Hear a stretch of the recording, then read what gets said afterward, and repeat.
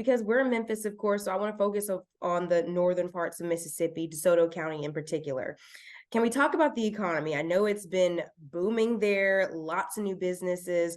So can you kind of talk about what you see for the future of that part of the state? Yeah, one of the things I think is so important for Northwest Mississippi, particularly, is for us to invest in public infrastructure. I mean, you've got growth that is exploding in Northwest Mississippi outside of Memphis. We have got to make sure that we're investing in highways, public infrastructure, water, sewer, broadband, to make sure that that area continues to grow. And that's something that Tate Reeves has not done.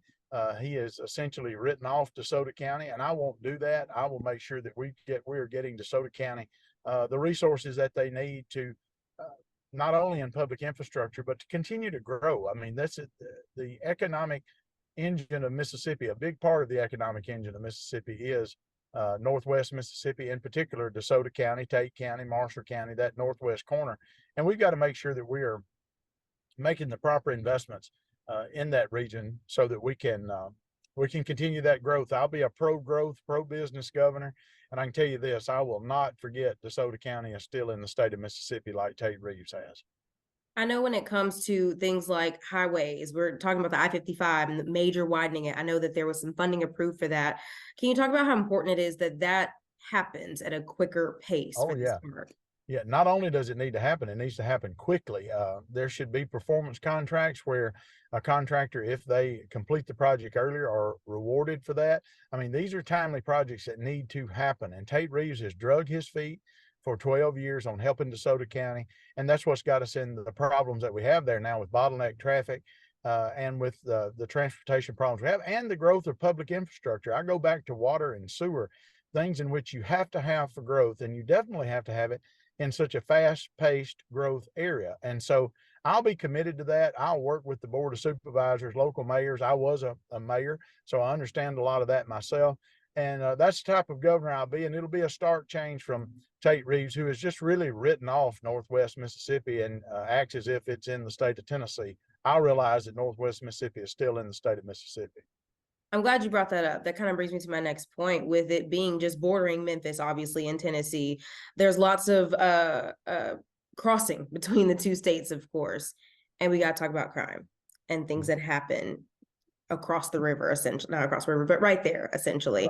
Right. I just kind of want your take on the relationship between that area of Mississippi in relation to what is going on in Memphis and what we're seeing every single day here. Yeah, I think that we've got to look. I have worked at a law enforcement agency. I have a law enforcement background, having worked when I was a young man at a law enforcement agency. I understand the cooperation that must happen not only across state lines, Tennessee and Mississippi, whether it be the Tennessee law enforcement officials and Mississippi law enforcement officials, but also locally. So I would be totally committed to funding the type of task forces and the type of crime prevention that we need to have in that part of the state, and to make sure that criminals that break the law end up where they belong, in jail, and that we take serious action to slow this crime growth that we see and to put a stop to it. And a lot of that starts with cooperation among enforcement. Some of it's going to require the state to be involved, and I would be a definite supporter of a strong law enforcement effort. I know Sheriff-elect Tuggle in DeSoto County. I'd love to be able to work with him and others to make sure that we get this, that we get a handle on this problem, and that we have the cooperation that's going to be needed across state lines to deal with it. Forgive me, Mr. Presley. I got some notes here, so I just want to make sure I get my numbers correct for you.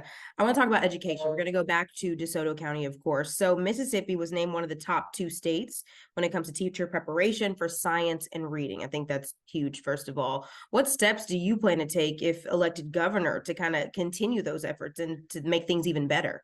Yeah, I think that teacher preparation is key. I think paying teachers appropriately is key. We right now in Mississippi shoot to make sure that we're paying the Southeastern average for teacher salaries. Teacher salaries in Mississippi are some of the lowest now that they've been for 20 years.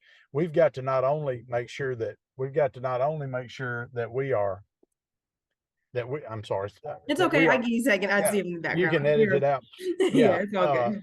We've not only got to make sure that we are paying teachers appropriately, but shooting for the Southeastern average is not enough. We need to be aiming for the national average for teacher pay in Mississippi, and to make sure that we have to compete nationally on economic development. We have to compete nationally all over the country. We have to compete nationally when it comes to paying our school teachers. And so to me, it's very important that we get those salaries to the national average, not just the Southeastern average. Okay. How about this? So DeSoto County, it scored 722 points in state testing last year. That was the 13th best in the state. In your opinion, what does that say, one, about DeSoto County, and how can we see it get improve, I guess? Yeah, well, one, I'd love to see that across the state of Mississippi. And I think that it says a lot about DeSoto County's commitment to public education and the fact that their public schools there are supported by the community. Look, the gains that we've seen in public education in Mississippi are a result of teachers, parents, and a community coming together to make sure that children have a quality education. So I'd love to see that type of score performance all over the state of Mississippi. And I think we can get there. You start it by fully funding public schools and stop property taxes from going up, because the legislature and the governor do not do their job to fully fund schools. One final question for you. Election day is just a couple days away. What's one thing you want to say to not only undecided voters, but voters who feel like their vote may not matter in a state like Mississippi?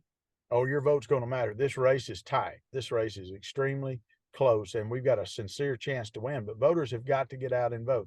The only way that a voter in Mississippi can be silenced by the bunch like Tate Reeves and others is if they silence themselves by not going to vote. The only way a voter can be silenced is to silence themselves by not showing up to vote. So I'm asking them, every voter in the state of Mississippi, come out and vote. It takes 10, 15 minutes at max. Polls are open from 7 to 7. Show up and vote, and let's change Mississippi for the better.